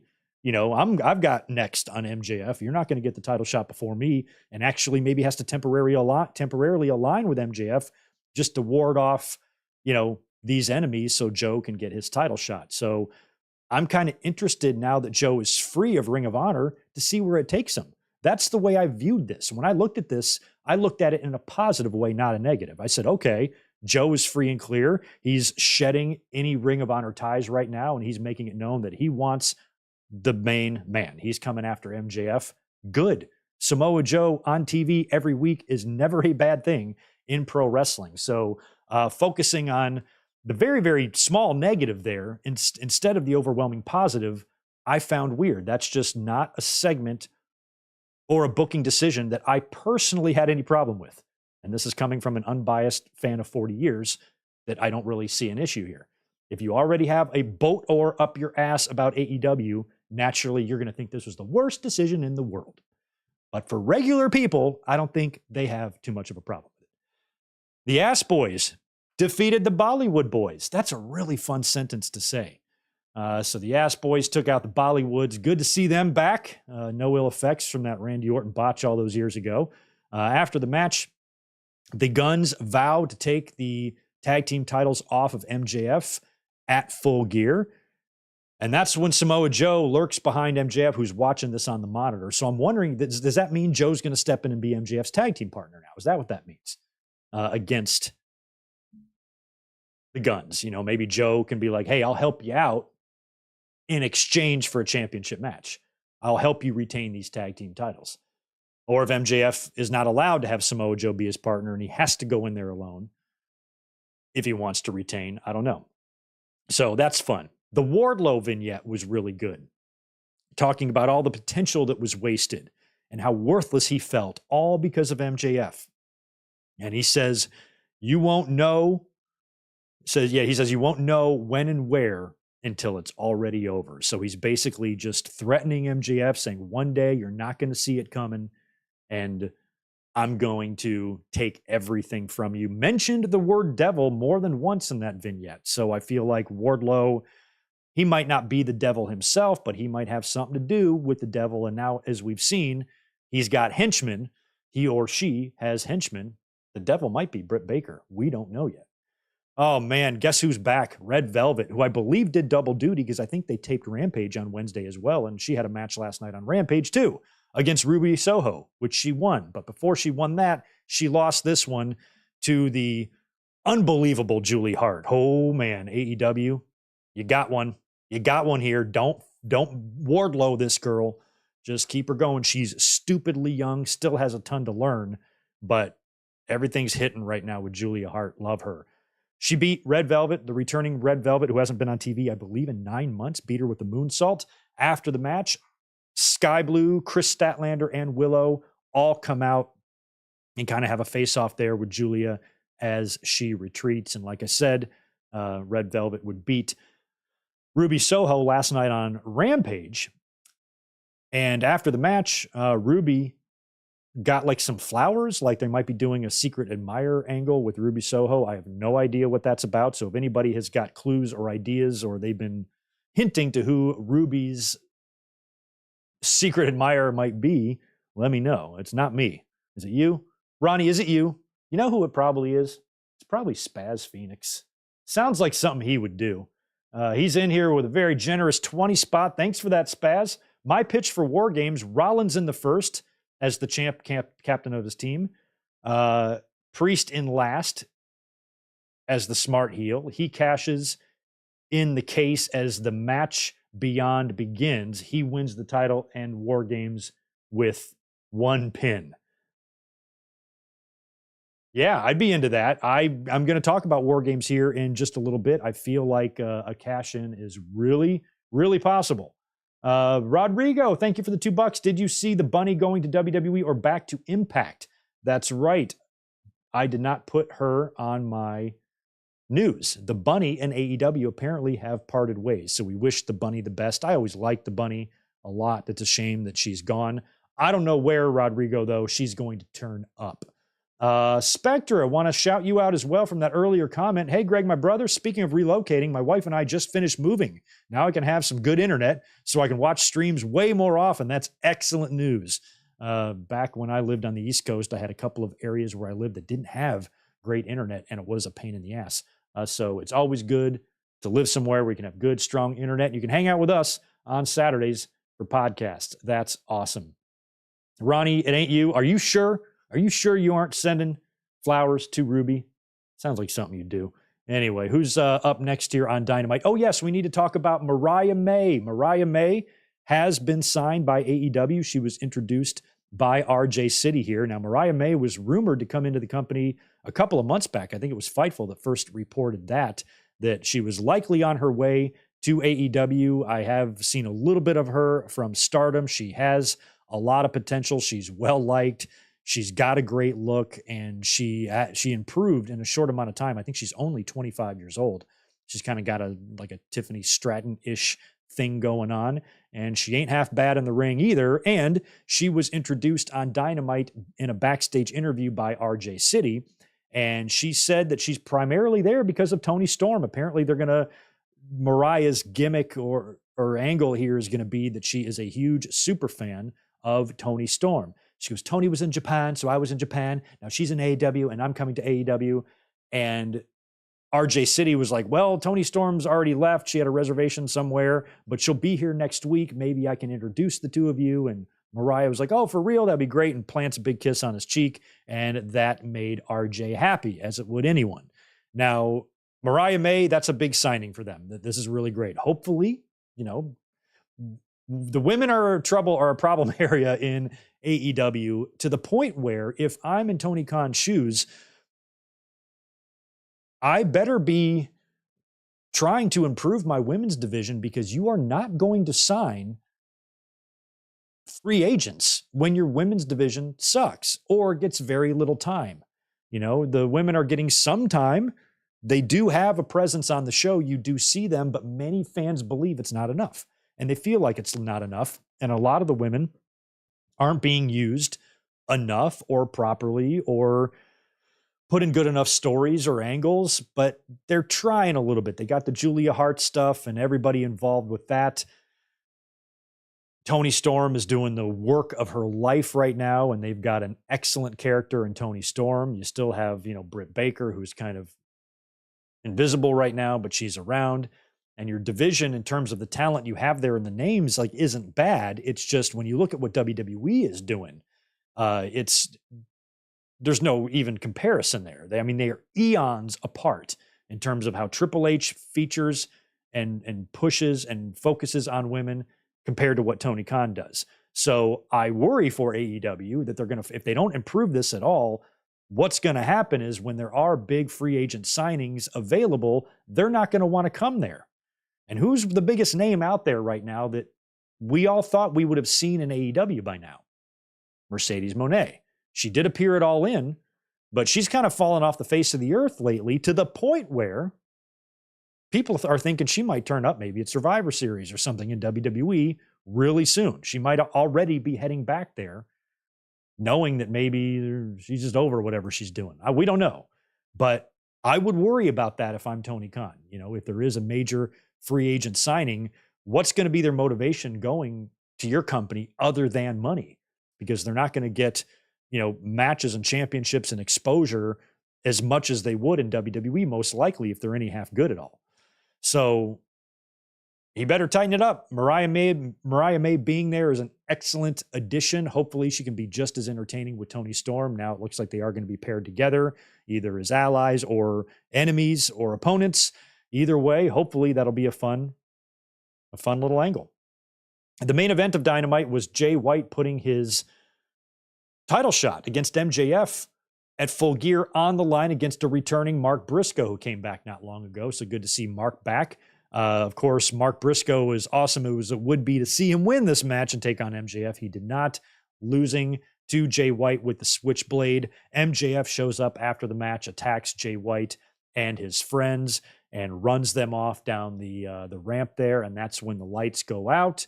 And when the lights come back on, they are showing on the screen a bunch of masked assailants attacking the Acclaimed and Daddy Ass backstage. And they throw Anthony Bowens through a giant glass window. Did you hear what I said? A giant glass window. A glass window made of glass. Because that's what glass is made out of. It's made out of other glass. So he went flying through that, and then the devil you saw the devil mask a little bit. And a lot of people consider that to be a big clue as to who the devil might be, who AEW's devil is actually going to be. Throwing Anthony Bowens through a glass window, if that's real glass, and Anthony Bowens is over there crying rivers, I think we might have our answer as to who the devil might be. And Jack Perry has been talked about as being one of the names. I personally believe it would be better for AEW to have Jack Perry be one of the henchmen rather than the devil himself, because the devil himself, that reveal is obviously going to be a major push for whoever this person is. And I question whether or not Jack Perry can handle that. You know, he's a little bit kind of bland and boring in that respect on the mic, even though he was making some improvements. I was liking his heel work a little bit. So I'm sure it would have grown on me over time and he would have improved, but he's been off TV ever since the suspension. I think if he did turn out to be the devil, I think a lot of fans, especially the bad faith ones, would feel like this was a reward, you know, because a lot of people feel that he's the reason that CM Punk isn't in the company. He's not. CM Punk is the reason CM Punk isn't in the company. CM Punk is a grown ass fucking man who makes his own fucking decisions. So he's the one that chose to make him not there. Jack Perry said the line on TV. Sure, he sure did. Fans hate him for that. I was never a big Jack Perry fan anyway, so I don't really care at the end of the day. But knowing that Jack already had a little bit of heat, now he's got even more, making him the devil, I think could backfire. I think it could be like a turnoff, you know what I mean? To where the fans are like, oh, fuck that, you know? Where instead of like hating a heel for the right reasons, you know, it might be like go away heat, channel changing heat. I'm not saying that'll happen, but I feel like there's a chance it could with Jack Perry, which is why I wouldn't make it Jack Perry. You know, because I don't know if it would have the effect, you know, fans, yes, they hate him, but are they going to tune in? Are they going to hate watch him? I don't think so. It's not that same type of heat. You know, another idea was to have, since the first look we got at the masked figure did look to be a little small, what if it's Tony Khan? You know, what if Tony Khan is saying, okay, we're hitting the skids a little bit. You know, maybe I should take a page from Vince and Eric and turn heel and become a prick on TV. But again, much like Jack Perry, I don't know if Tony Khan can pull off that kind of character. I'm sure it wouldn't take much to get him for fans just to outright boo him every time he came out. He's been booed pretty heavily ever since the CM Punk stuff anyway. He has a huge contingent of mouth-breathing fucking nut jobs who are absolutely obsessed and unhinged in their hatred for him that it's almost embarrassing and laughable. So it should be easy to get him super hated by the audience, but is it the right kind of hatred? I don't think it would be the same as Vince McMahon, because Vince had Austin kicking his ass that made the fans want to see that stuff. If it was just Vince McMahon out there being Vince McMahon and there was nobody like Austin to go up against him, we would have been changing the channels too. So I don't think that Tony Khan or Jack Perry would be advisable from a creative standpoint. I think you would run the risk of alienating more audience members. And right now, that's not what AEW needs. The most likely option for the Devil is Adam Cole. I feel like that's who it has to be. But because there's so much time apparently left on Adam Cole's injury rehab and stuff for him to be healthy again, so much time is going to go by that he's going to be so obvious that it's not going to be much of a surprise or a reveal unless they reveal him when he's still injured. But I don't know how you would even do that. Could it be CM Punk? A lot of people think that it could be CM Punk. The only person it could be, the person that would make the most sense would be CM Punk.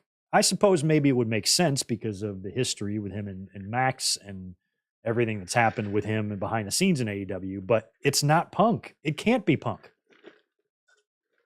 Look at the ratings and the numbers dip that Collision has experienced since CM Punk left. If Punk was available and Punk was working in AEW, he would be on TV. He would not be under a mask for months. You know, apparently getting Collision on TNT, Punk was part of that. They wanted to make sure he was there and Phil was a part of the show.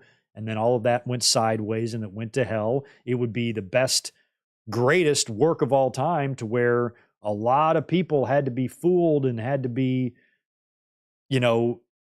kept in the dark about this for this to even work to that degree. So if that mask comes off and it's CM Punk, that would have to be, basically it would have to be something that's still coming down the line for like what I talked about earlier. Like I kind of feel like AEW might not know who it's going to be yet. They're just kind of running with it. This is what WWE did when Austin got ran over with the car. This is what they did with the higher power. WCW did that with the limo thing, I think, as well. There's been a lot of examples to where they start storylines and they don't really know what the payoff is going to be. That might be what's going on in AEW right now. So if situations change in the future and we get to March 1st and we still haven't gotten a reveal yet, and something has happened behind the scenes between AEW and CM Punk to where fences are mended and they bring him back, then yeah, he can be the Devil. But he certainly isn't the Devil now, because if Punk is available, Punk would be on TV. Collision's hurting without him. Even though Collision has been a pretty good show, it's been hurting. And by the way, Collision goes live 1 hour from now. We're going to talk about what's on Collision right this second. Here's what we got on Collision tonight. Roderick Strong versus Darius Martin. We got Dalton Castle versus Nick Wayne. Julia Hart versus Willow Nightingale. Andrade versus Daniel Garcia. The Workhorsemen versus Rush and Dralistico. Edge, or Adam Copeland, Darby Allin, and Sting against Lance Archer and the Righteous. So that's a loaded card for Collision tonight. Maybe we will not get any additional Devil stuff on tonight's Collision. Another person the Devil could be Britt Baker, maybe getting revenge for Adam Cole. And then you have the henchmen, is Wardlow involved in this? Is Jack Perry involved in this? Is Samoa Joe involved in this? I kind of feel like Samoa Joe is not. I feel like Samoa Joe is his own man, which is why I feel like Joe could step in and actually help Max in some of these issues in exchange for a guaranteed title shot at a later date. That's because I don't feel like Jay White is going to beat MJF. Jay White's been running around with that belt for weeks. So I feel like MJF is going to win at Full Gear. He's going to regain his physical belt and move on to his next opponent. And it still remains to be seen if he even holds on to the tags. Here's what we have for the Full Gear card, by the way. MJF and a partner to be announced versus the Guns for the Ring of Honor tag team titles. That'll be on the 0 hour. We have Kenny Omega and Chris Jericho taking on the Young Bucks. The Bucks #1 title shot is on the line in that as well. We have Hangman Page versus Strickland. We have Orange Cassidy defending his international title against Jon Moxley. This one feels predictable because it feels like they're going back to Moxley after they called that audible when he got hurt in that match a few weeks back. So I feel like this is just a reset here. And Orange Cassidy had to temporarily take the belt back in order to pass it back to Moxley. I feel like that's what they're going to do here. Sting, Darby Allin, and Edge are taking on Christian Cage, Luchasaurus, and Nick Wayne. Hikaru Shida is defending her title against Toni Storm. I feel like Toni Storm is going to win the title in that, or maybe Mariah May costs her, who knows. And MJF defending his title against Jay White in the main event. And speaking, I wrote down that match too. Okay, we're all good there. That's what we have for Full Gear. We need to do a little pivot, and talk about WWE, because this was a busy week in WWE as well, and we have Survivor Series coming up. And last night's SmackDown was pretty good, and we had 2, count 'em, heel turns on last night's show, and one of them was a major setup for War Games. So it turns out I was right in our Raw review on Monday. Feels like we were going to get one War Games match from the Raw brand and one from the SmackDown brand. And the Raw will be the men, SmackDown will be the women, and that's what they set up last night. But I do want to briefly talk about Raw for a second, because last week I wasn't going to do a review. And then the opening segment was a setup for a championship match between Seth Rollins and Sami Zayn in the main event. And I'm like, oh shit, I feel like I have to do a review now. I have to. It's a championship match. We might see a title change, a cash in, War Games setup, or whatever. So I kind of went live when I wasn't planning on it, and I didn't see a couple of things that happened on Raw, like Snitsky showing up after Chelsea Green lost the Battle Royal to tell her it wasn't his fault. I missed that whole spot. I'm so bummed about it. We did the whole review all night. Nobody mentioned it, or I didn't think of it or see it. And then I didn't see it until like the next day. I'm like, how did I miss that? So I missed Snitsky on Raw. Another thing that I missed on Raw was the very weird ending to the Fatal 4-Way Intercontinental number 1 contenders match. I think it was Miz, Ricochet, Ivar, and somebody else. So the winner of this was going to get a shot against Gunther at Survivor Series for the title. And Miz kind of set up something with Gunther a few weeks back, so Miz winning wasn't that surprising, but I wasn't really sure if that's the match I wanted at Survivor Series, because I cannot fathom a universe where the Miz would beat Gunther for the Intercontinental title, even a babyface Miz. Just no way.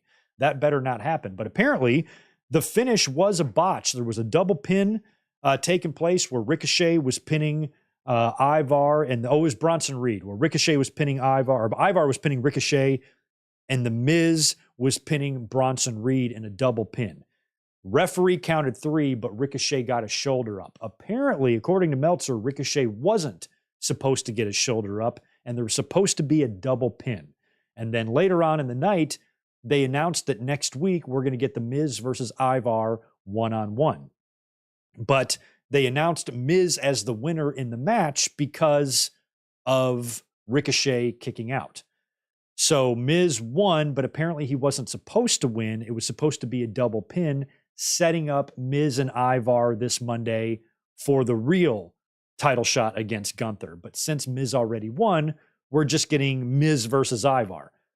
And they haven't even released the match graphic yet for Miz versus Gunther, when they have one for Zoe and Rhea, and they have one for the War Games match. But for some reason, they didn't have one ready for Miz and Gunther, probably because they weren't expecting Miz to really get the title shot until next week when he beat Ivar.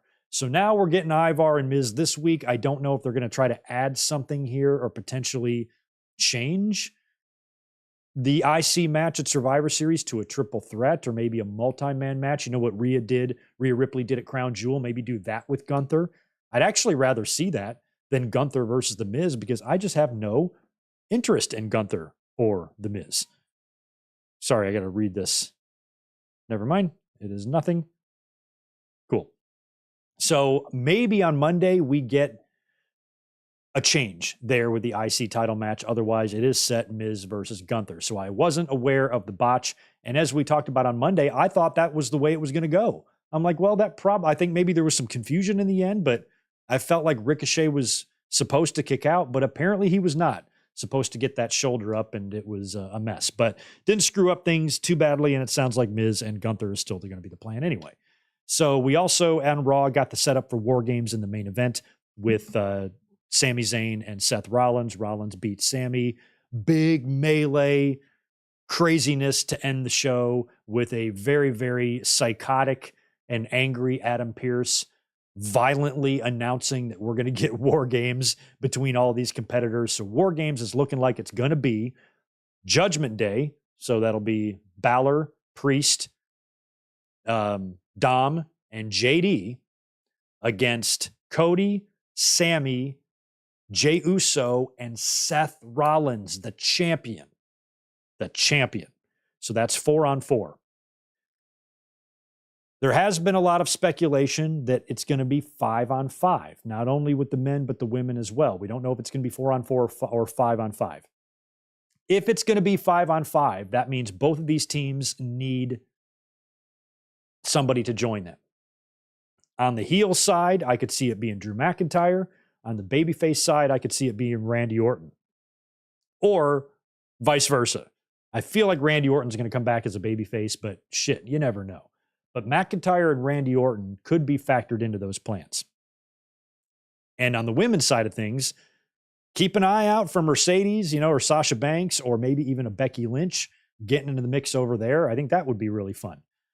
And anybody else that WWE, any other friends of Io and Kyrie and Asuka that they can bring in to finally muscle Bayley out of that group completely. We'll see.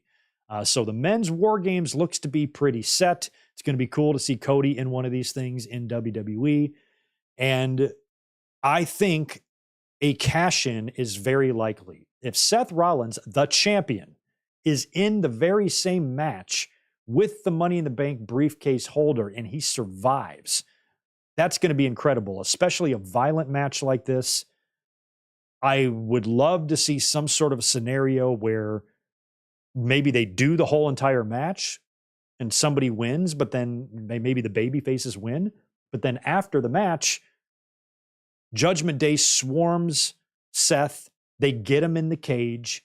They take out all of the other baby faces, knock all of them out, or lock them out of the cage, and then just try to prevent them from getting back in. Maybe they all got kendo sticks in their hands. So when the baby faces try to climb up the cage to save Rollins, they're just whacking them off with the kendo sticks or the chairs or whatever, and they're standing guard while Damian Priest takes out Seth in the middle with weapons or whatever he's got, and then tells the referee, if they're assuming the referee and the briefcase is also in there as well, gives the briefcase to the referee, ring the bell, ref, do it right now. Referee announces that he's cashing in. He pins Rollins, and Damian Priest walks out of Survivor Series as the champion. I feel like where we sit right now, that is a real possibility. A lot of people have been wondering, when's he going to cash in? When's he going to cash in? I think Survivor Series is the best place for a couple of reasons. Number one, no Roman. There's no Roman on the show. And this will be the main event. This match will be the main event, the men's one. So Priest can close the show, can end a Big Four pay-per-view without the other championship, outshining it or taking the spotlight away. There's no Roman belt. It's just this one. Plus, he wins in a surprising way. The title's not even on the line in War Games, but he gets a championship match after the fact. This is where the best setup is. That's why I didn't really think it was going to happen at Crown Jewel. It would be in the middle of the card. You still got another match later with Roman. It could, it's not the stage that I would have that happen on. This is one where I would. It still might not happen here, but this is an opportunity. This is a spot where I personally could be happy with a cash in. Yeah, this is where I would do it. Plus, it's Chicago. It's a big market. WWE apparently internally is super high on Damian Priest. They're very happy with his work, very impressed with him and his work ethic and his ability to work hurt and be banged up, and how he just conducts himself as a professional. They love him. So if you're going to make him champion or pull the trigger, do it. He's about as ready as he's ever going to be. Plus, he's not young either. So get some world championship mileage out of him while you can. He's got the briefcase. To me, the table is set. So my early prediction is that Damian Priest walks out of Survivor Series as the World Heavyweight Champion. I hope that happens.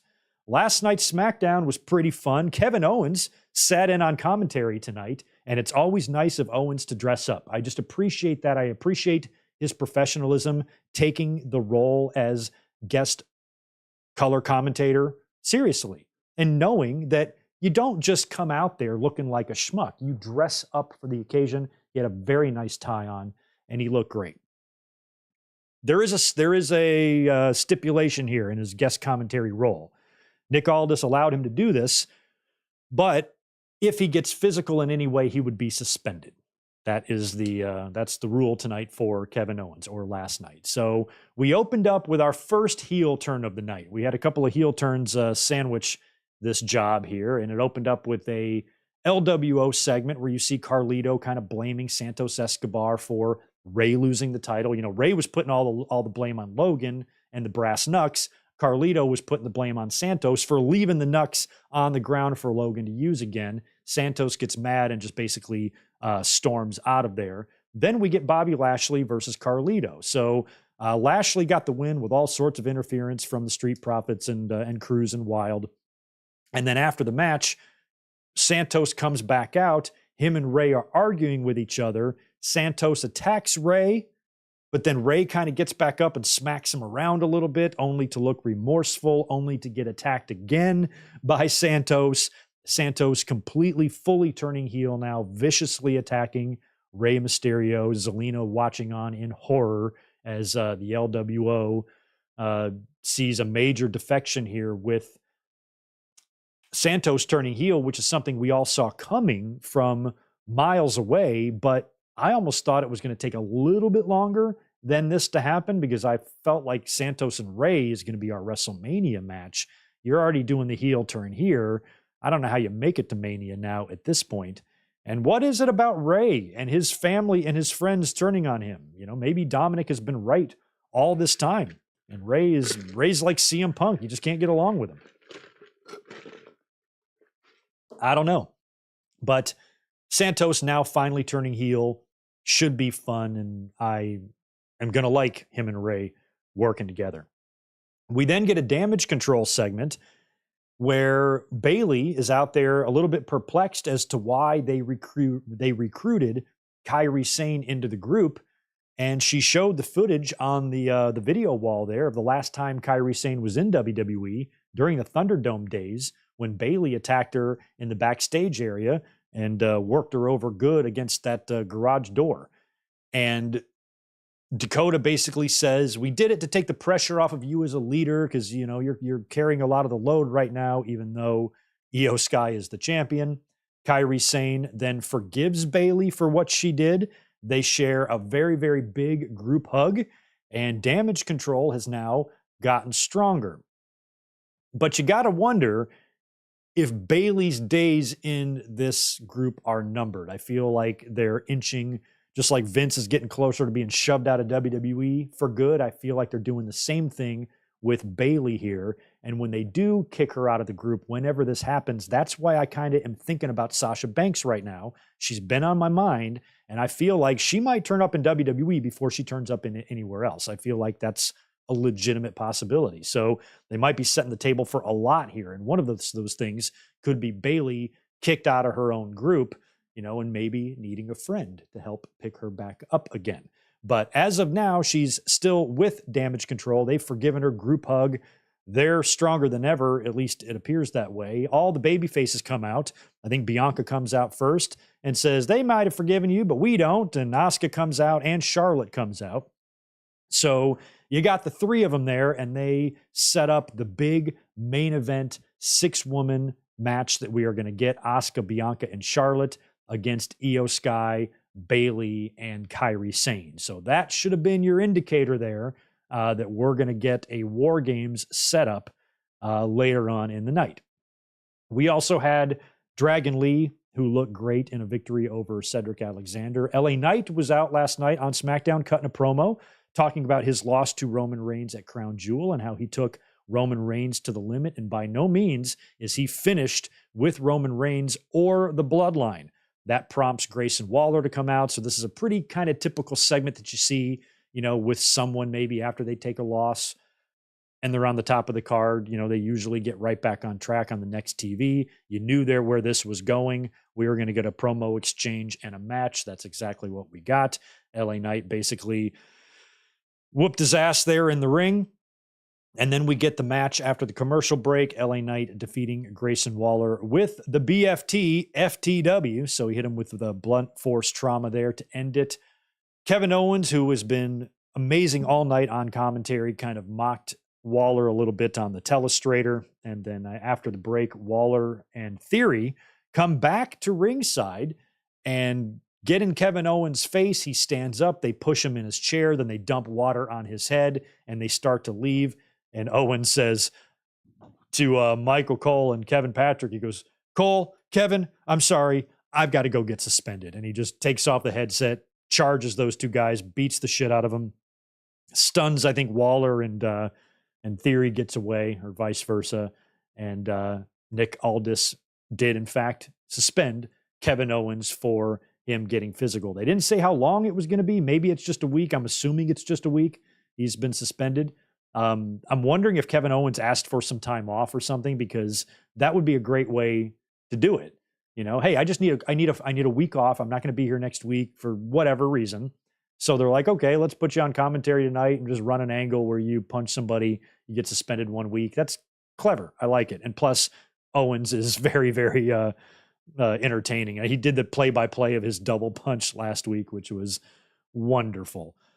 Jimmy Uso was backstage challenging LA Knight to a match one-on-one next week. So we are going to get Jimmy against LA next week on SmackDown. And that leaves us with our main event last night. It was Io Sky, Bayley, and Kairi Sane taking on Bianca Belair, Charlotte, and Asuka in the main event. 6-woman match here ended in a no contest when we got an Asuka heel turn, which I don't think shocked everyone. It was cool to see and maybe a little bit shocking, but I kind of thought that Asuka might turn heel now that Kairi Sane is back.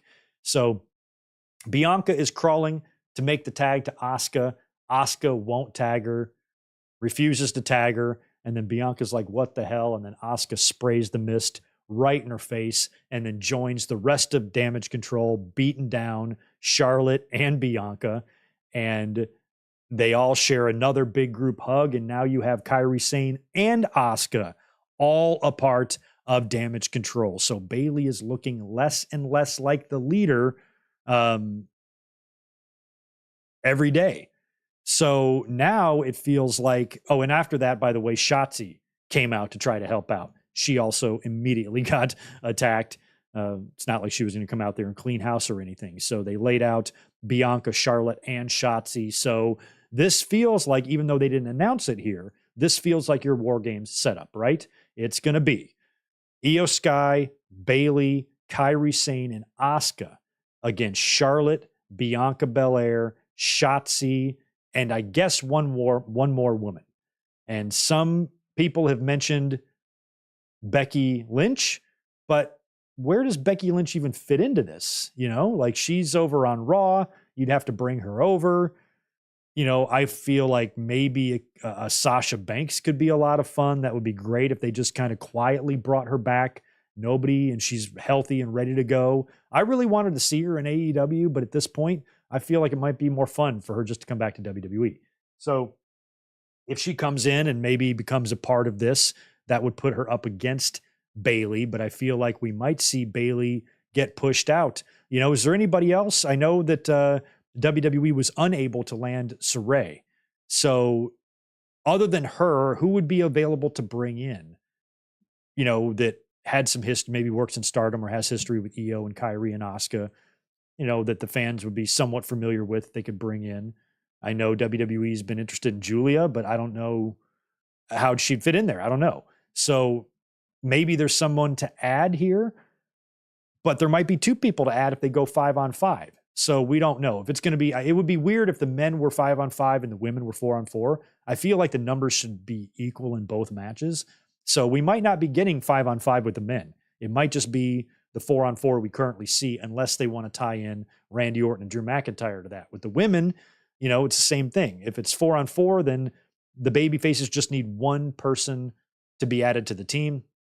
But if they go 5-on-5, then they're going to need two. We'll have to wait and see, but that's definitely going to be your War Games match there. So we're going to have the men's Judgment Day versus Babyface War Games match there, with a big potential for a cash in the main event. Then you have the women's War Games match. You also have Rhea Ripley defending her championship against Zoe Stark, and Gunther defending, as of now, his IC title against The Miz, unless they change something. And that's the way Survivor Series is looking at the moment. So when you look at the rest of the card, we're definitely not going to get an IC title change if it's going to be The Miz. I don't think Zoe's going to be beating Rhea Ripley. There's no Roman Reigns on the show. All of that is huge evidence to me that we're getting a Damian Priest cash in at Survivor Series. I believe it's going to happen from where I sit, looking at this here evidence, So I don't know, but I have miraculously made it to the end of my notes on time today, which is good. I want to thank everyone for being here. I am going to cruise to the chat, see if you guys have anything else to say or anything else I need to mention before I get out of here. Otherwise, thank you so much for your attendance today. If you could do me a favor, if you have not yet hit that thumbs up button, please do that. And we are just about 100 subscribers away from 40,000 on the channel. So if you are watching me and you're not subscribed, please help me out. Click that subscribe button. Get us ever so closer to the big 40K. And like I said, tomorrow we'll be up here at 8 Eastern, 5 Pacific to watch WWE Survivor Series 1992 together. That's going to be fun. Let's see here. Thank you for that, Yachiro. Oh, wow, Zach, you just saw the bunny last Sunday. Nice. Yeah, I hope she's doing well. Not sure where she's going to turn up next. She'll find some work, maybe Impact or something. I always really liked the bunny. It's a shame that she's not there anymore. Stephen Harris, there you go. I forgot about Jade Cargill. Good point. I brought up Sasha. I brought up Becky. What about Jade Cargill? What a debut for her, huh? Was that where they would debut her in a War Games match? It seems weird. I'd debut her in a one-on-one match or something, I feel like. You're immediately throwing her into a big angle. I don't know. I don't know where the best place for her to debut, but Jade Cargill and Bianca Belair and Charlotte on the same team, hell, even and Becky Lynch, could be a whole heck of a lot of fun. Yeah, good point on Jade. Unless Jade joins the heels. Yo, Zombie Fighter, good to see you as well. Thank you for being here, man. I'm just scrolling through some of these comments here in case there's something I missed from earlier.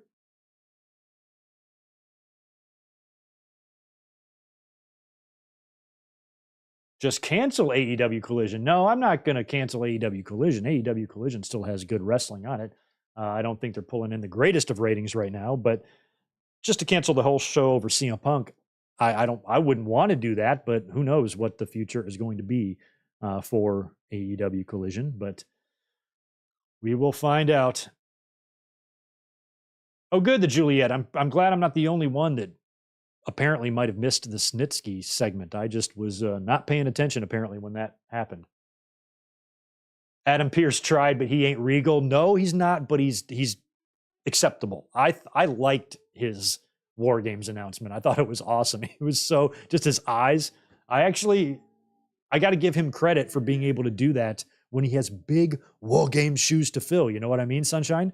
So yeah, the fact that he was able to still do a respectable one when, he's, the successor to the greatest of all time doing that, that's a win in my book. I liked it. And if we can only get Adam Pearce doing it, then I guess that's all we get. Maybe Regal next year once his no compete is finally up. But anyway, that's going to do it for us today. I will get the audio version of this podcast pushed out to the podcast feed tonight, but it's not going to be for a few more hours, but stay tuned for that. I will have it up on the website and wherever podcasts are found. And I hope you guys have a great rest of your Saturday night. Enjoy some football. Enjoy football tomorrow afternoon. And hopefully I will see a good portion of you tomorrow night for Survivor Series 1992. I wish you a wonderful rest of your Saturday. Y'all be good. Peace.